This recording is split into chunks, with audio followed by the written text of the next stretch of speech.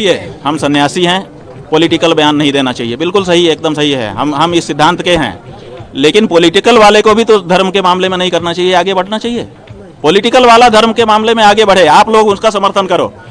मोदी जी अगर मंदिर में आके धर्म स्थापना करने लगे तो आप लोग उसको एकदम लाइव दिखाओ, और अगर शंकराचार्य मंदिर के बारे में, धर्म के बारे में कुछ बोल दे तो आप कहो कि सन्यासी को नहीं करना चाहिए। राजनीतिज्ञ लोग धर्म में हस्तक्षेप बंद करें, हम गारंटी दे रहे हैं कि हम राजनीति में बोलना बंद कर देंगे। लेकिन आप हमारे धर्म में निरंतर हस्तक्षेप करते चले जा रहे हो और हम धर्म के बारे में ना बोलें। अच्छा, जो राजनीतिज्ञ हैं, क्या उनके जीवन में अगर जो धर्म है उसका पालन उनको नहीं करना चाहिए? क्या हमको एक धर्माचार्य के रूप में किसी को सच्चा हिंदू तो नहीं बताना चाहिए? क्या हमको विश्वासघात जैसा जो पाप है उसके बारे में लोगों को, जनता को सचेत नहीं करना चाहिए कि देखो, अगर तुम धार्मिक हो तो तुमको किसी के साथ विश्वासघात नहीं करना चाहिए? ये बात हमको नहीं कहनी चाहिए। हमने कोई राजनीति की बात नहीं कही, हमने धर्म की बात कही है। क्यों? क्योंकि केवल हम हिंदू हैं कह देने से नहीं होगा। जब हम धर्म के मर्म को जानेंगे और उसको अपने जीवन में अपनाएंगे तभी हम हिंदू होंगे। तो धार्मिकता अपने सच्चे स्वरूप में लोगों के जीवन में प्रतिष्ठित हो, उसकी व्याख्या समय समय पर अगर धर्माचार्य नहीं करेगा तो धर्माचार्य अपना कार्य नहीं कर रहा है, ये माना जाएगा। इसलिए जहाँ जैसा मौका होता है वहाँ हम धर्म की व्याख्या करते हैं। हमारा राजनीति से कोई लेना देना नहीं है, लेकिन राजनीतिज्ञ को भी अपने जीवन में धर्म का पालन करना चाहिए, विश्वासघात जैसा कार्य नहीं करना चाहिए। समझ गए कि नहीं? ये कहा गया है, मित्रद्रोही कृतघ्नश्च यश्च विश्वासघातकः त्रयस्ते नरकम यान्ति यावदाभूत संप्लवम। मित्र का द्रोह करना, किसी ने आपके ऊपर उपकार किया है उसको भुला देना, और विश्वास का घात करना, ये जो तीन लोग हैं ये जब तक प्रलय नहीं हो जाता है तब तक के लिए नरक में धकेल दिए जाते हैं। तो ये बात हम हिंदू को ना बताएं कि विश्वासघाती मत बनो, क्यों ना बताएं? हमारा अधिकार है, कर्तव्य है। वो हमारे देश के प्रधानमंत्री हैं और उनसे हमारी कोई व्यक्तिगत रंजिश नहीं है। हम सच बता रहे हैं कि इस देश में हमसे बड़ा नरेंद्र मोदी का कोई हितैषी नहीं है। क्यों?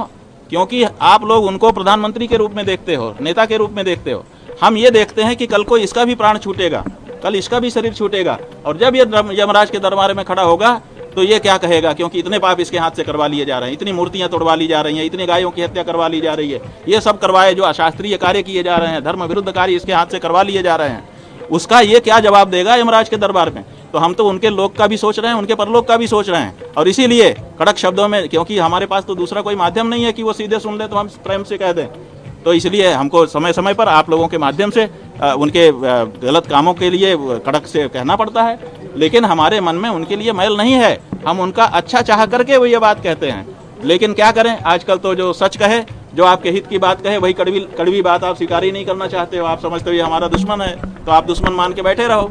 लेकिन उन्होंने आकर के हमको प्रणाम किया, हमको लगा कि इनके मन में भी अब कुछ सफाई हुई होगी, इन्होंने शायद हमारी बातें समझी होंगी, तभी तो अब कड़वाहट नहीं मान रहे हैं। तो हमने उनको मन से आशीर्वाद दिया। अपने गले की पहनी हुई माला, गले की माला पहनी हुई शिष्य को पहनाई जाती है और किसी को नहीं पहनाई जाती है, ये बहुत बड़ी चीज़ होती है। लेकिन हमने वो उनको प्यार से पहनाई और उनको आशीर्वाद दिया।